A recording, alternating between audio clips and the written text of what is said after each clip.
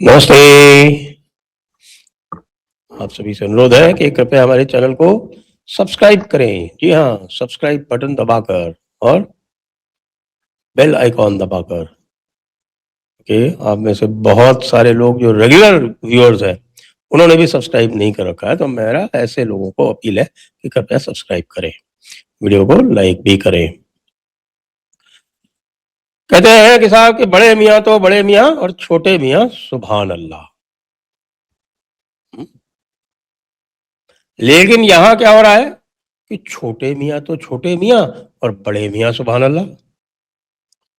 अब आप कहेंगे कौन छोटा कौन बड़ा, भाई ये क्या पहेलियां हैं।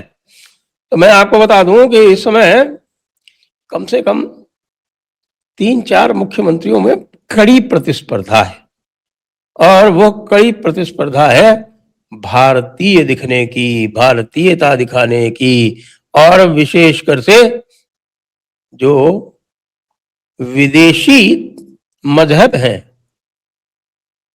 उनकी जो दादागिरी है उसको कम करने की।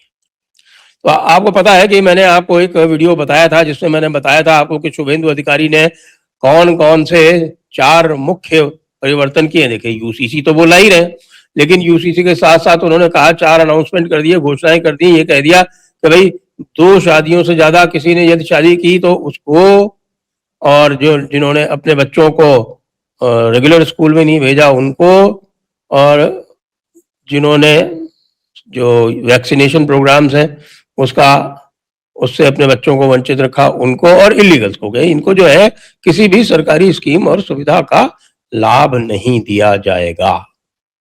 अब ये बड़ी बात है। इसका जो है एक एक्चुअल इम्पैक्ट जितना होता है उससे अधिक साइकोलॉजिकल इम्पैक्ट होता है, अभी जानते हैं। तो भाई हमारे हेमंत बिश्व शर्मा जी जो हैं वो एक हाथ और आगे बढ़ गए हैं। अब आपको पता है कि मदरसे तो उन्होंने बंद ही कर रखे हैं, उनके यहाँ मदरसे अलाउड ही नहीं है, कोई भी मदरसा छाप हम असम में नहीं अलाउड है। और वैसे भी उन्होंने अपना जो वोट बैंक है वो इतना कंसोलिडेट कर लिया है कि भैया 40 क्या 45 क्या 50% भी मुसलमान हो जाएं तो भी वो उनको हिला नहीं सकते।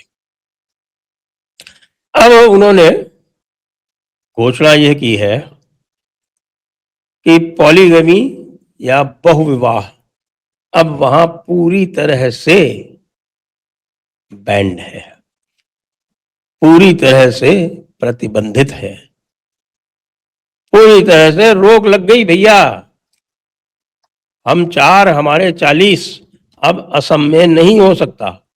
अब शुभेंदु बाबू को इससे मैच करना पड़ेगा। उन्होंने तो ये कहा था कि भाई 2 से ज्यादा करेगा। अरे भाई 2 की आपने क्यों फ्रीडम दे रखी। हेमंत बिश्व शर्मा ने कहा कि 2 तो बहुत होते हैं भाई, 1 से अधिक नहीं। अब 1 से अधिक नहीं, ये इनकी जो यूसीसी की जो संरचना है वो यूसीसी की संरचना में भी फिट बैठता है। इलीगल्स के विरुद्ध उन्होंने बहुत पहले से अभियान चला रखा है। आपको ध्यान होगा कि हेमंत बिश्व शर्मा जो है उन्होंने तो ओपनली कह रखा है कि देखिए हम तो ज्यादा कुछ जो है वो हम परेशानी लेते नहीं है, हेडेक लेते नहीं है। जो भी इलीगल आता है उसको हम धक्का देके वापस भेज देते हैं। और ये जो फॉरेन मिनिस्ट्री के एमईए के थ्रू जाना, ये सब करना है, एम्बेसी के थ्रू जाना, इस पचड़े में हम पढ़ते ही नहीं है। हम उनको सीधे उठा के हमारे जो जगह है जहां से वो भेजे जा सकते हैं उनको वापस भेज देते हैं। और आपको ये जानकर आश्चर्य होगा कि शुभेंदु अधिकारी ने क्लेम किया था कि हमने 10,000 वापस भेज दिए। ये करीब हफ्ते भर पहले की क्लेम है। हेमंत बिश्व शर्मा कुछ क्लेम नहीं कर रहे हैं, लेकिन आपको पता है बंगाल में बांग्लादेश में क्या नैरेटिव चल रहा है। बांग्लादेश में नैरेटिव ये चल रहा है कि भाई ये जो 10-15 लाख वापस आ गए हैं इनका हम क्या करें। वो बात लाखों में, और वो भी छोटे मोटे लाखों में नहीं कह रहे, 10-15 लाख वापस आ गए हैं, हम इनका क्या करें। अब देखिए इंसेंटिव तो रहा नहीं। अब ये जो वायरस है वो धीरे धीरे कैच करेगा। उत्तर प्रदेश के चुनाव आ रहे हैं, आपको पता ही है, और उत्तर प्रदेश के चुनाव में, और उत्तर प्रदेश के चुनाव में ये इश्यूज जो हैं ये बहुत ही महत्वपूर्ण हो जाएंगे। तो उत्तर प्रदेश के चुनाव में आपको पता है कि एक तो मज़ारों का इशू बहुत महत्वपूर्ण है, मज़ारों के अलावा वक्फ का इशू जो है वो बहुत महत्वपूर्ण है। और अब वक्फ के इशू में एक और इशू आ गया है कि वक्फ बोर्ड में लगातार हिंदुओं को बैठाला जा रहा है, और जब हिंदुओं को जैसे मध्य प्रदेश में कर दिया गया, राजस्थान में कर दिया गया, उत्तर प्रदेश में भी रिकॉन्स्टिट्यूट हो रहा है, उसमें भी हिंदू वहां रखे जाएंगे वक्फ बोर्ड में, तो हिंदू क्यों रखे जा रहे हैं? मुसलमानों की तरफ से आर्ग्यूमेंट ये आता है कि भाई क्या आप अपने मंदिरों की समिति में मुसलमानों को रखेंगे? कि आप हमारे वक्फ बोर्ड में मुसलमानों को रख रहे हैं?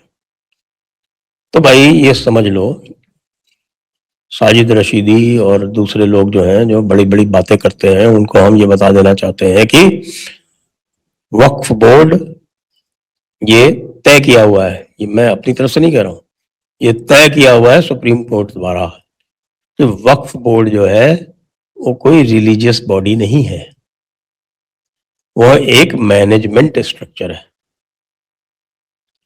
रिलीजियस बॉडी होती है मस्जिद, मदरसा इत्यादि, लेकिन जो वक्फ बोर्ड है वो एक लैंड मैनेजमेंट बॉडी है। और दूसरी बात यह है कि इस लैंड मैनेजमेंट बॉडी ने बहुत सारे हिंदुओं की जमीन को क्लेम कर रखा है, इसलिए वहां पर हिंदुओं का प्रतिनिधित्व अत्यंत आवश्यक है।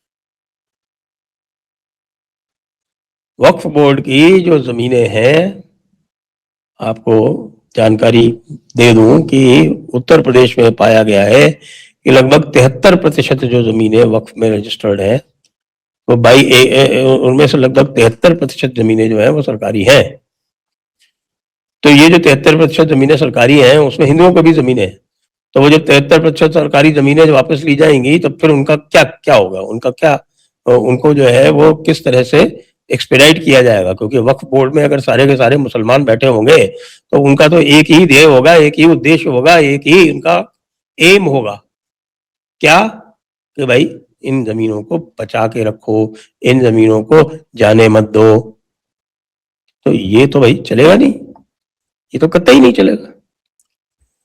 तो फिर ये है कि भाई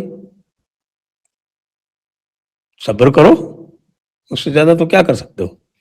अब सब्र करने के साथ साथ में जो ये अब ये इधर से शुरू हुआ है आपके बंगाल और असम से, उसको भी झेलो।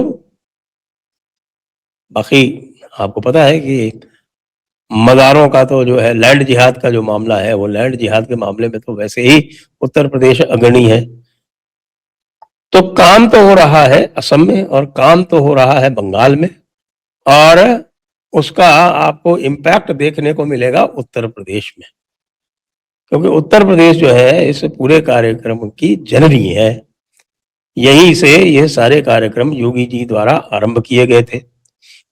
शुभेंदु अधिकारी तो पब्लिकली कह चुके हैं, सार्वजनिक रूप से कह चुके हैं, सार्वजनिक रूप से वो दंडवत कर चुके हैं योगी आदित्यनाथ जी को मंच पर, और वो सार्वजनिक रूप से कहते हैं कि वे योगी आदित्यनाथ के शिष्य हैं। यद्यपि योगी आदित्यनाथ की आयु जो है या वय जो है वो उनसे कम हो सकती है, लेकिन गुरु शिष्य परंपरा में ये नहीं देखा जाता। आदि शंकराचार्य जो थे वो तो 32 वर्ष की आयु में महाप्रयाण कर गए थे, लेकिन उनके जो भी शिष्य थे उनसे वय में अवश्य कम थे, लेकिन जो ज्ञान में बड़ा होता है उसको गुरु माना जाता है हमारी परंपरा में। इसलिए एक तरह से देखें तो ये सारे के सारे जो हैं ये योगी आदित्यनाथ के ही शिष्य हैं। योगी आदित्यनाथ इस समय पूरे दम खम से अपने एजेंडा पर लगे हुए हैं, और यही स्थिति चलती रही तो आप जैसे देख रहे हैं कि हमने ये पाया कि पश्चिम बंगाल में घर वापसी का एक मूवमेंट आरंभ हो चुका है। अच्छा, पश्चिम बंगाल और असम में एक समस्या और नहीं है, वहां पे क्या है कि जाति वाली समस्या नहीं है, पश्चिम बंगाल में भी नहीं है और असम में भी नहीं है। नहीं तो यहाँ उत्तर प्रदेश में जब घर वापसी करते हैं तो ये समस्या आती है कि भाई आपको कहाँ वर्ण वाली लैडर में कहाँ पर फिक्स किया जाए। अच्छा, ये आग्रह जो है ये कोई हिंदुओं का नहीं होता है जो उनको वापस ले रहे हैं। ये स्वयं जो यहाँ के मुसलमान हैं, क्योंकि यहाँ के मुसलमानों की जो जातीय संवेदना है वो काफी, जिसको कहें, तेज है, काफी अक्यूट है, शार्प है। तो वो स्वयं चाहते हैं कि भाई उनको कहीं जो वर्ण की सीढ़ी है उसमें कहीं पर फिक्स किया जाए। यह आग्रह पश्चिम बंगाल और असम में लोग नहीं करते हैं, इसलिए वहां जो घर वापसी का आंदोलन है वो तेजी पकड़ रहा है। अब आप जानते हैं कि हमारे पास आते रहते हैं देवदत्त माझी जी, और वो इसमें पूरी तरह से लगे हुए हैं, बिल्कुल मनोयोग से। तो वहां पर ये कार्यक्रम चल रहा है। कार्यक्रम चलना यहाँ पे भी है, लेकिन ये जो कार्य होते हैं जैसे पॉलीगमी बंद कर दी है, जो और इंसेंटिव्स होते हैं वो बंद कर दिए, क्योंकि अभी जो स्थिति है उसमें आपके मुसलमान बने रहने के लिए या आप क्रिश्चियन बने रहने के लिए इंसेंटिव्स, न केवल इस्लामी भाईचारा, न केवल क्रिश्चियन ब्रदरहुड उनको जो है वो अलग से आर्थिक लाभ दे रही है, साथ में माइनॉरिटी में आते ही अलग से और इंसेंटिव हो जाते हैं, और जो आपके पास जाति का कार्ड है ओबीसी और एससी एसटी, तो वो और आपको मिल जाता है। हालांकि अब सुप्रीम कोर्ट और हाई कोर्ट जो है वो इस चीज के ऊपर बहुत सख्ती कर रहे हैं और यह अलाउ नहीं कर रहे हैं, परमिट नहीं कर रहे हैं कि भाई आप परिवर्तन करने के बाद भी जो हिंदू धर्म की जो आपको सुविधाएं थी वो मिलती रहे। लेकिन इसमें भी बहुत आगे चलना है, और इसीलिए हम आपको बता दें कि अभी जो तमिलनाडु में एक निर्णय हुआ है जिसमें कहा गया है कि भाई आप मुसलमान हैं तो केवल मुसलमान हैं, आप अलग अलग जाति या आप अलग अलग टुकड़ों में नहीं बांटे जा सकते, और उसको अपील कर रही है तमिलनाडु सरकार। तो उस अपील में हम इंटरवीन करने जा रहे हैं, ये आपको हम जानकारी भी देना चाहते हैं। तो फिर से एक बार हिमंत बिश्व शर्मा की सराहना करते हुए, और ये जो इस समय एक डी इस्लामिफिकेशन का काम चल रहा है भारत का, उसकी भी सराहना करते हुए, जय हिंद, जय भारत, वंदे मातरम।